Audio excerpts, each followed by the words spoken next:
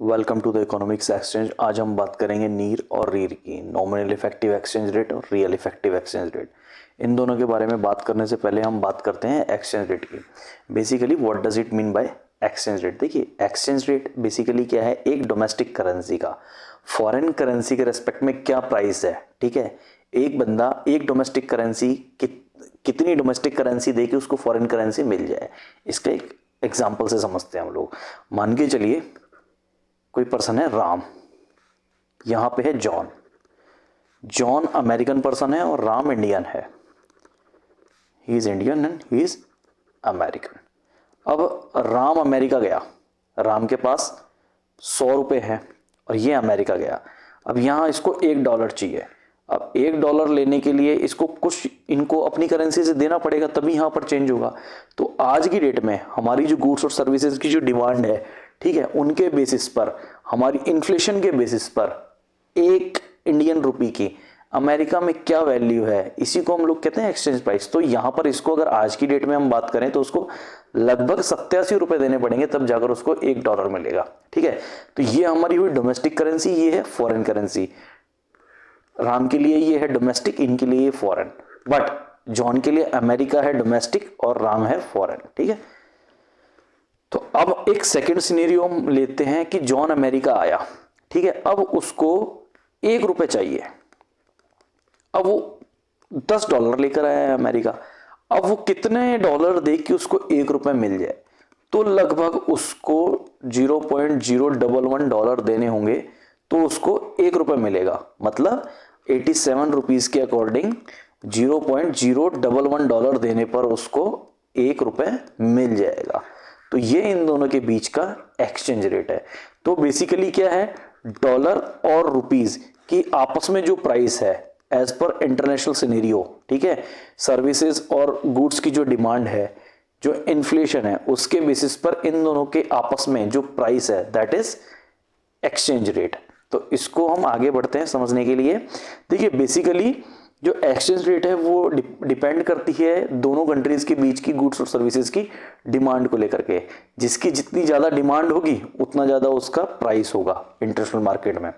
ठीक है, इंडिया की भी हाल फिलहाल लगभग 192 ऐसे कंट्रीज हैं जिनके साथ इंडिया के इकोनॉमिक रिलेशंस हैं, इकोनॉमिक ट्रेड करते हैं। But there are only 40 major countries जिनके साथ हम मेजर ट्रेड करते हैं, जैसे अमेरिका, रशिया, चाइना, जापान, इनके साथ हम लोग मेजर ट्रेड करते हैं। तो इसीलिए मेजर ट्रेडिंग कंट्रीज हैं, उनकी एक बास्केट बनाई हुई है। कोई नहीं, इस कॉन्सेप्ट को मैं समझाता हूं आपको। देखिए, पहले हम इसको समझ लेते हैं कि नीर और रीर को एक तरह से हम लोग एक इंडेक्स की वैल्यू मानकर चलते हैं। ठीक है, तो इसको एक्सप्लेन करने के लिए मैं आपको बताता हूं। देखिए, बेसिकली क्या है, हमारे पास बहुत सारी कमोडिटीज होती हैं, ठीक है, जिनको हम कंज्यूम करते हैं। हमारे कंट्री में या किसी फॉरेन कंट्री में, वहां पे भी बहुत सारी कमोडिटीज होती है जिनको वो लोग कंज्यूम करते हैं। ठीक है, तो इन कमोडिटीज की प्राइस जो है, मान के चलिए ऑयल है, ऑयल की प्राइस बढ़ती भी है और घटती भी है। तो ये प्राइसेस का जो अप एंड डाउन है, इसको हम कहते हैं इन्फ्लेशन। और एक एक कमोडिटी की इन्फ्लेशन निकालने के लिए तो बहुत ज्यादा इश्यूज क्रिएट हो जाएंगे, बहुत ज्यादा मैन पावर चाहिए, बहुत ज्यादा रिसोर्सेज चाहिए। ठीक है, इसलिए गवर्नमेंट ने हमें 2 इंडेक्स दिए हुए हैं, CPI consumer price index, WPI wholesale price index. अगर किसी को इनके बारे में नहीं पता है तो इसके ऊपर एक डिटेल्ड वीडियो मैंने बनाया है, तो आप वो वीडियो मेरे चैनल पर जाकर देख सकते हैं।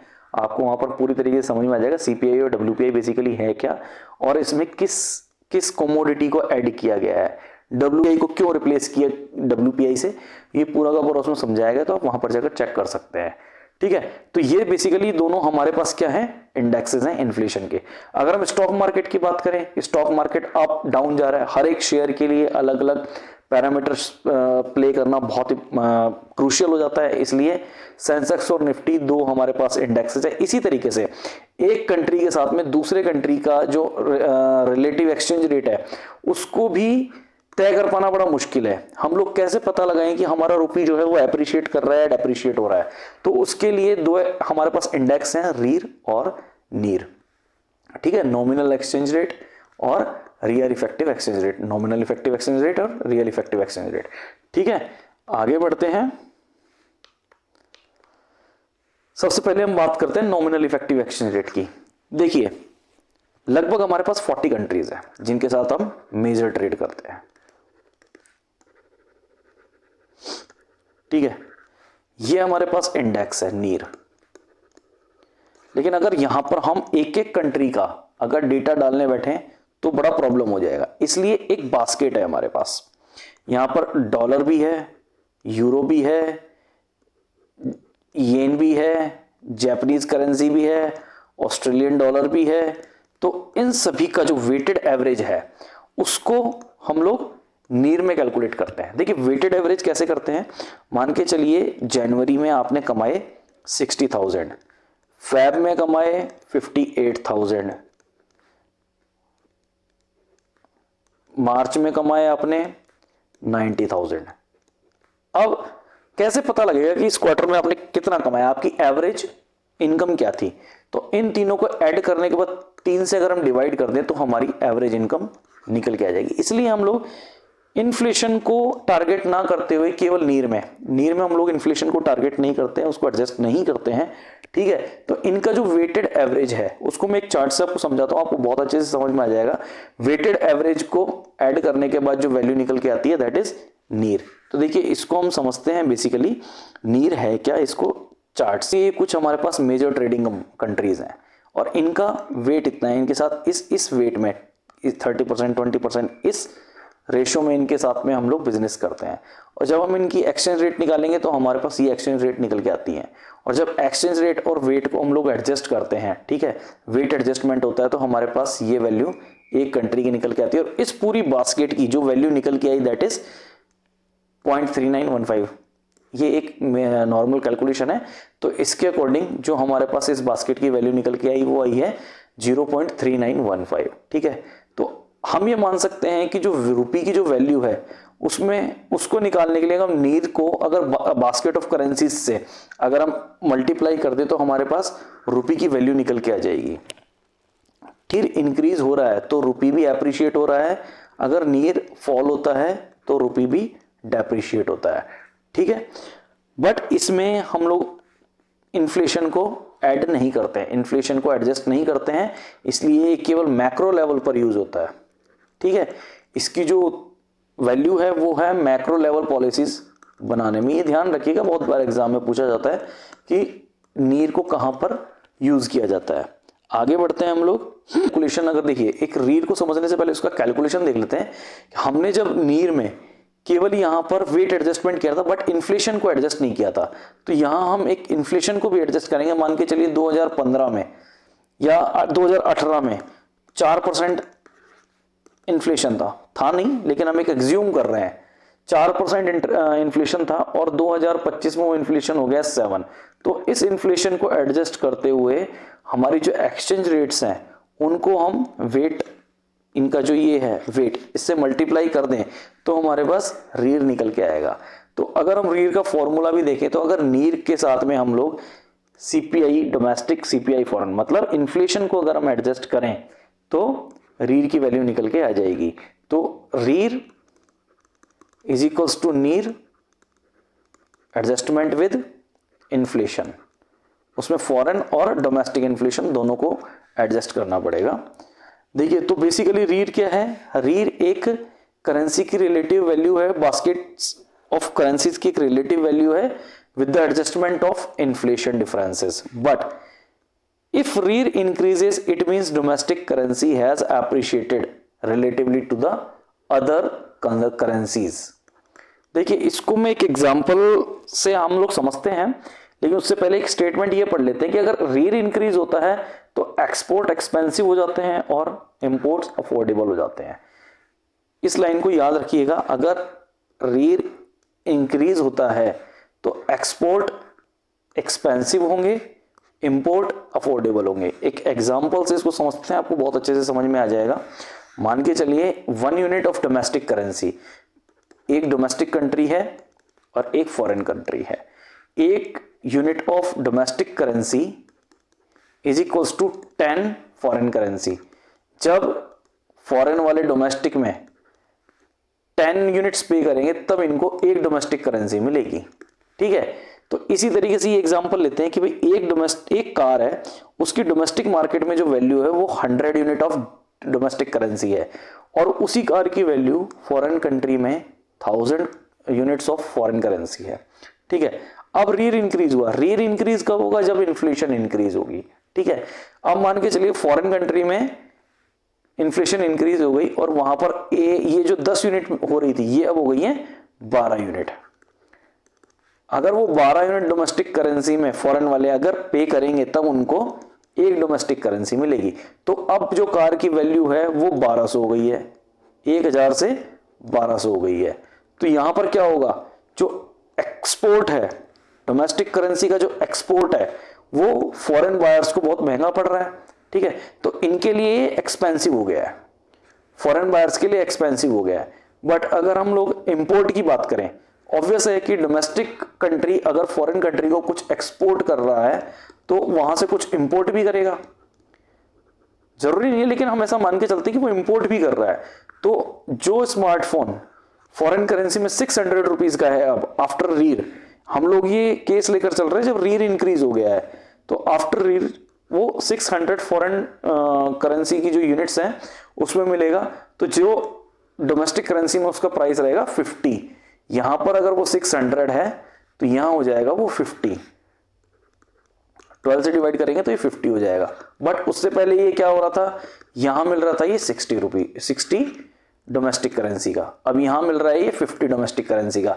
तो मतलब जो बाहर से ये आईफोन या फिर स्मार्टफोन मंगा रहे हैं वो सस्ता हो गया है, मींस इंपोर्ट जो है वो चीपर हो गया है डोमेस्टिक। बट अब इसके जो इंप्लीकेशंस होंगे वो बेसिकली क्या होंगे? अगर रीर बहुत ज्यादा बढ़ता चला जाएगा तो एक्सपोर्ट डिक्लाइन होगा, क्योंकि वहां पर डिमांड बहुत कम हो जाएगी, तो एक्सपोर्ट हम कर नहीं पाएंगे किसी भी गुड्स एंड सर्विसेज की। अगर फॉरेन करेंसी में अगर डिमांड कम हो जाएगी तो ऑब्वियसली कि वहां पर कंजम्पशन कम हो जाएगा, तो कंज्यूम जो पहले प्रोडक्ट्स हो रहे थे वो अब नहीं होंगे, तो इसकी वजह से हमें एक्सपोर्ट कम करना पड़ेगा। ठीक है, तो एक्सपोर्ट तो हो जाएगा डिक्लाइन, बट इंपोर्ट राइज हो जाएगा, इंपोर्ट बढ़ जाएगा, क्योंकि हमारे मार्केट में उनकी चीजें सस्ती हो रही हैं, तो यहां पर इंपोर्ट राइज हो गया। तो इन दोनों के बीच में क्या होगा? डिफरेंस बढ़ जाएगा, ट्रेड डेफिसिट बढ़ जाएगा। और कॉम्पिटिटिवनेस की बात करें, अगर हमारे पास इंपोर्ट सस्ता होगा, मान के चलिए दो कंपनीज हैं, ये है फॉरेन कंपनी और ये है डोमेस्टिक कंपनी, सेम चीजें बना रहे हैं दोनों। ठीक है, पहले ये मिल रहा था 10 रुपए में, ये मिल रहा था यहां 9 रुपए में, यहां पर इन्फ्लेशन बढ़ा। ठीक है,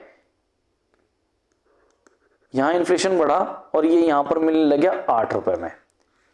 तो डोमेस्टिक जो कंज्यूमर्स हैं उनको वही सामान अब 8 रुपए में मिल रहा है, लेकिन यहां पर जो लोकल इंडस्ट्रियलिस्ट थे जो वही सामान 9 रुपए में बेच रहे थे, उनके लिए कॉम्पिटिटिंग चैलेंजेस राइज हो जाते हैं, और वो जो अपना सामान है उसको वो डोमेस्टिक कंट्री में नहीं बेच पाते, उनके लिए एक कॉम्पिटिटिवनेस जो है वो कम हो जाती है, क्योंकि फॉरेन गुड्स सस्ता हो गया है।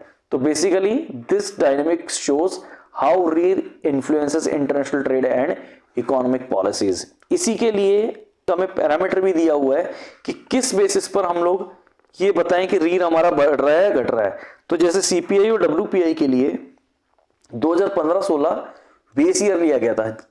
ठीक है, उसी तरीके से रीर और नीर के लिए भी 2015-16 बेस ईयर लिया गया है, तो उसका जो बेस पैरामीटर है वो है 100। अगर इससे ऊपर जाता है दैट मीन्स रीर इंक्रीज हो रहा है, और अगर इससे नीचे आता है दैट मीन्स रीर डिक्रीज हो रहा है। ओके, ये ओवर वैल्यूड है, इसको हम कह सकते हैं ओवर वैल्यूड, और इसको हम कहेंगे अंडर वैल्यूड, क्योंकि ये बेस वैल्यू है। ठीक है, अगर रीर बढ़ रहा है तो मैं आपको ऑलरेडी बता चुका हूं, अगर ये बढ़ेगा 100 से ऊपर जाएगा दैट इज ओवर वैल्यूड, अगर ये 100 से नीचे आएगा that is under valued.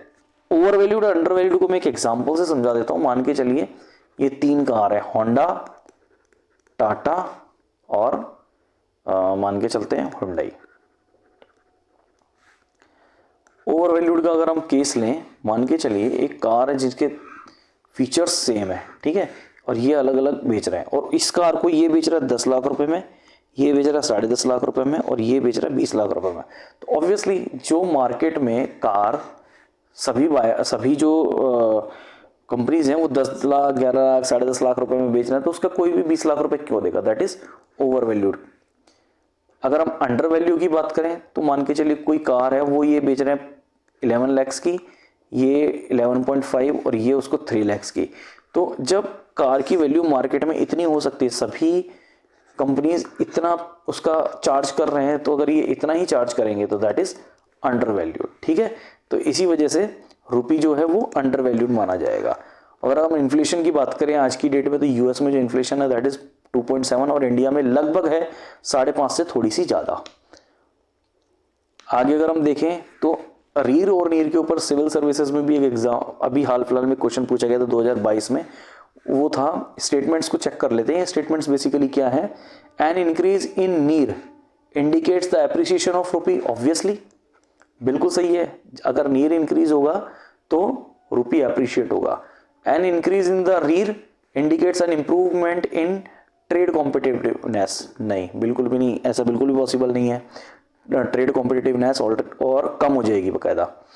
N increase trend in domestic inflation, अगर डोमेस्टिक इन्फ्लेशन बढ़ रही है relative to the other countries, हमारे अगर मान के चलो हम मान के चलते इंडिया का इन्फ्लेशन ज्यादा हो गया, is likely cause an increasing the divergence between the नीर एंड रीर। ऑब्वियसली इन दोनों के बीच में एक डाइवर्जेंस इंक्रीज हो जाएगा। तो option C is the right answer. ठीक है, अगर आपको हमारा लेक्चर पसंद आया तो प्लीज लाइक कीजिए, शेयर कीजिए, हंसते रहिए, मुस्कुराते रहिए और देखते रहिए इकोनॉमिक्स एक्सचेंज। Thank you.